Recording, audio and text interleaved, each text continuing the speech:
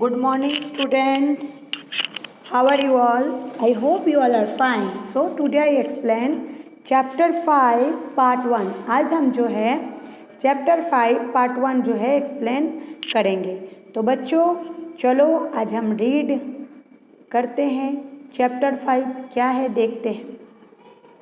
Natural disaster. Natural disaster का meaning क्या होता है? प्राकृतिक दुर्योग.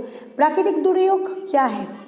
आप जानते हो कि जैसे फ्लूड यानी बाढ़, फिर ड्रॉट यानी जो पानी की कमी होती है, अर्थक्वेक यानी धरतीकंप, ये सब जो चीज़ आते हैं इसको नेचुरल डिजास्टर कहते हैं. ठीक है. तो डिजास्टर जो होता है वो दो तरीके होते हैं, एक मैन मेड डिजास्टर और एक नेचुरल डिजास्टर्स.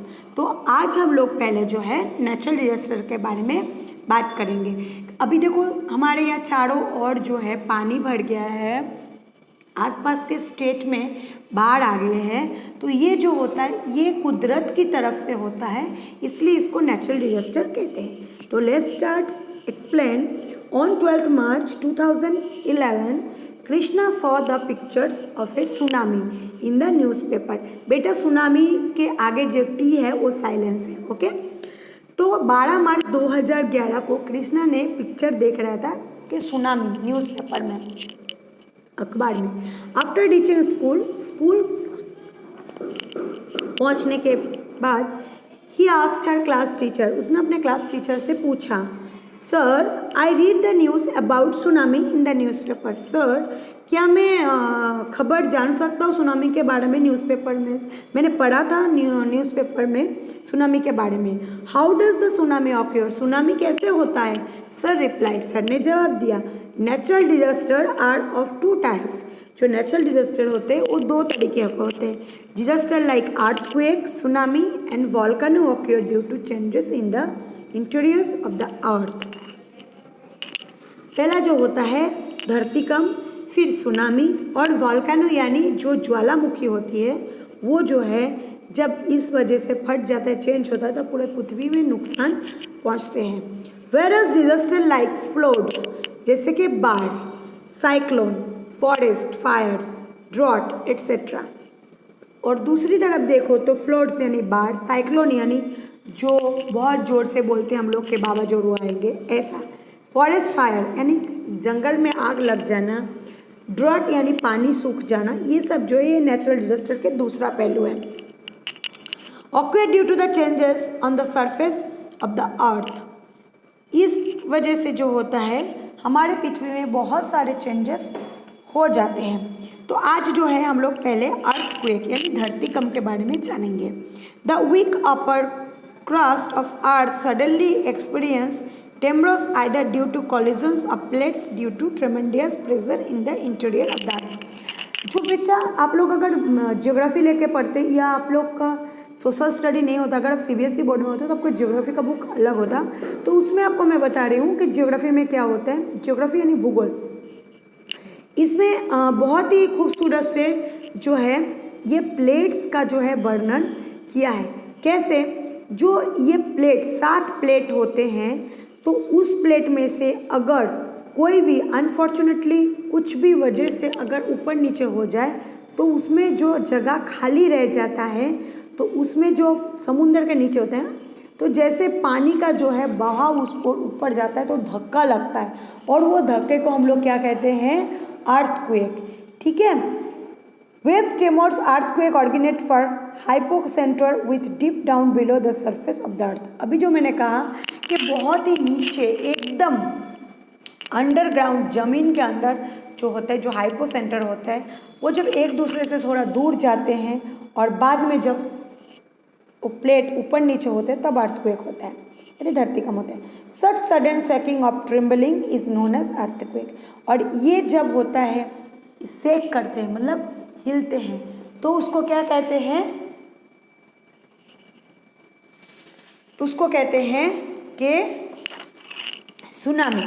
ठीक है. तो अभी जो है हम लोग earthquake waves are created from the epicentre during process and earthquake.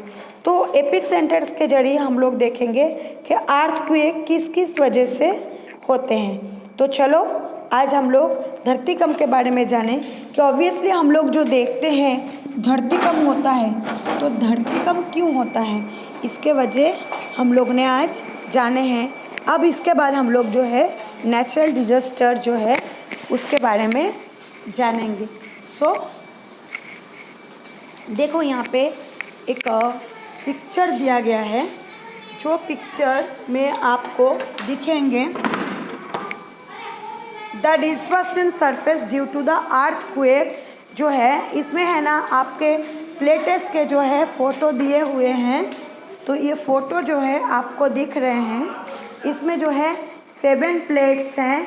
ये प्लेट्स आप जो है देख सकते हो, उसमें एक सर्कल हो रहा है, यानी ये जोन है अर्थक्वेक का। तो उसमें जब वाइब्रेशन होते हैं और ऊपर नीचे हो जाता है, तब जो होता है अर्थक्वेक होते हैं। ठीक है, तो अब इसके बाद देखो अर्थक्वेक की वजह से हम लोगों को क्या क्या नुकसान पहुंचते हैं। तो इसके बारे में हम लोग देख रहे हैं कि अर्थक्वेक की वजह से ये नुकसान ये पहुंचते हैं कि इसके जो बड़े बड़े बिल्डिंग होते हैं, वो बिल्डिंग जो होते हैं बड़े बड़े, वो टूट जाते हैं और हमें नुकसान भी होते हैं। ठीक है, तो अब देखो हम लोग इसके बारे में, ये जो आप लोगों ने पिक्चर देखा अर्थक्वेक का, और इसके बाद हम लोग और भी जानेंगे इसके बारे में। The waves of earthquakes spread outward from the epic centre. जो धरतीकंप होते हैं वो फैल जाता है एपिक सेंटर से। देखो वो जो सर्कल हो रहा है एपिक सेंटर, तो वाइब्रेशन की वजह से वो चारों तरफ फैल जाते हैं। The point of the surface of the earth exactly above the hydrosphere hypocentre focus in knows the epic centre. जो हाइपोक सेंटर होता है वहाँ से एपिक सेंटर तक उसका जो मतलब सरफेस यानी उसकी जो दूरी होती है वो यहाँ पे दिखते हैं। The essentially of earthquake felt and maximum around the epic centre. अगर देखो कि इसका जो इंटेंसिटी होते है धरतीकंप का, ये अराउंड एपिक सेंटर में होता है। The intensity of the earthquakes decreases as we move away from the epicentre. The intensity जो होता है अर्थक्वेक का ये कम हो जाता है और एपिक सेंटर के साथ चारों तरफ फैलते हैं। The effects of an earthquake dependent on, और ये सिर्फ उसी की कारण है जो अर्थक्वेक को बताते हैं, दिखाते हैं। We can measure the intensity of the earthquake as no इस point of origin hypocentre with help of a seismograph. Seismograph के जरिए हम लोग जो है स्केल से माप सकते हैं कि उसका जो वाइब्रेशन था वो कितना था, कितना पॉइंट था। There are 3 main reasons of the occurrence in the earthquake. जो धरतीकंप के हैं 3 मेजर रीजन्स होते हैं। पहला जो है earthquake caused by volcanic eruptions, earthquake caused by slip faults, earthquake caused by subductions in a active subduction zone. जो धरतीकंप होता है वो एक वॉल्केनिक जो ज्वालामुखी फटता है तो उसके वाइब्रेशन से भी हो सकता है, या तो फिर कोई जो प्लेट है वो स्लिप हो जाती है उसके वजह से हो सकता है, या तो फिर वो कोई एक्टिव जोन है जहाँ पे वो समुद्र के अंदर से जो वाइब्रेशन होता है उसके वजह से इसमें डिफरेंसेस आ जाते हैं। ठीक है, तो अभी देखो हम लोग इसके बाद हम लोग पढ़ेंगे वॉल्केनो। वॉल्केनो क्या है? Volcano refers to opening in the earth crust from which molten lava rock fragments ashes dust and gases are ejected from below on the earth surface. ये जो वॉल्केनोज होते हैं ये रेफर्स करते हैं जो अर्थ होते हैं, पृथ्वी होती हैं, और जो वॉल्केनो जब होते हैं आग, जिसको हम लोग ज्वालामुखी बोलते हैं, जब ये फटता है तो उसमें लावा निकलता है और वो गर्म होता है। बाद में जो होता है वो यानी जो राख बन जाती है, इसमें गैस होते हैं, मेटल्स होते हैं, और ये जो है धरती में बहते हैं। Volcanic eruptions auctions inferred major reasons high temperature in the interior of the earth. बहुत ज़्यादा तापमान अगर पृथ्वी के अंदर रहे तो ये पॉसिबल हो सकता है। क्रिएटिंग ऑफ मैग्मा, अगर मैग्मा यानी उसका जो लावा होता है वो अगर बन सके, क्रिएटिंग और गैसेस एंड वेपर, और गैस बनकर अगर उसमें वेपर होना शुरू करे तो फट जाता है। Rising of magma towards earth surface, और जब मैग्मा उत्पन्न होते हैं, जब निकलते हैं, तब भी ये हो सकता है। The magma is pushed upwards by the gases lying under the magma. जो मैग्मा होते हैं, जो गैसेस होते हैं, वो गैसेस के अंदर ही लीड करते हैं।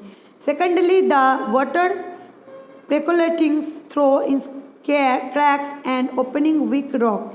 और जो है वो पत्थर को, जो है पत्थर से उसका मुंह जो ढका हुआ रहता है, वो फट के जो निकलता है। Surface turns into the vapour, और उसमें जो होता है वेपर यानी स्टीम होती है। This vapour is full of process wedding lack of space and tides come within great force. और वो एकदम ग्रेट फोर्स है। जैसे ही उसको उबलने लगे, कोई भी चीज़ अगर उबलने लगे तो बाहर क्या होता है, उसका जो उसको प्रेशर आते हैं, तो वो क्या करते हैं, इस वजह से वो बाहर निकल जाते हैं फुले फोर्स के साथ। The vapour also causes magmas like upwards. और जो है उसमें मैग्मा भी होती है, इसलिए उसका ऊपर का जो हिस्सा होता है वो ऊपर से ढक जाता है। The gases present from lava, इसमें lava, ash, gases, rock pieces, various shapes of sides etcetera होते हैं।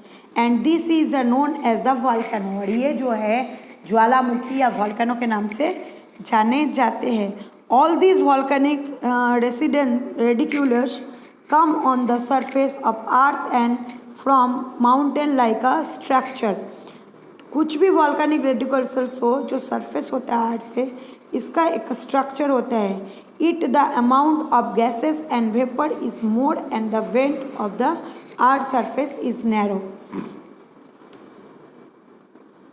इसका मतलब क्या होता है, जो जमीन कम हो जाते हैं वो नैरो हो जाता है, छोटा हो जाता है।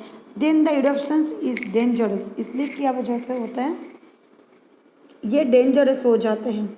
But it the amount of, बहुत खतरनाक, amount of gases less the way is board is long, बहुत ही बड़े पैना में बहुत ही लंबा ये निकलते ही जाता है। Then the molten lava come slowly by and this types of, देखो कितने टाइप्स के वॉल्केनो धीरे धीरे जो है वो ठंडा होते हैं, फिर उसमें से हम लोग सब कुछ ले सकते हैं। एक्टिव वॉल्केनो, डोरमेंट वॉल्केनो और एक्सटिंक्ट वॉल्केनो, 3 वॉल्केनो होते हैं हमारे। तो ये वॉल्केनो के बारे में हम लोग जो है नेक्स्ट लेक्चर में जानेंगे। तो आज का लेक्चर जो है बेटा यहीं पे ख़त्म हो रहा है। So take care yourself, good bye all, stay safe, stay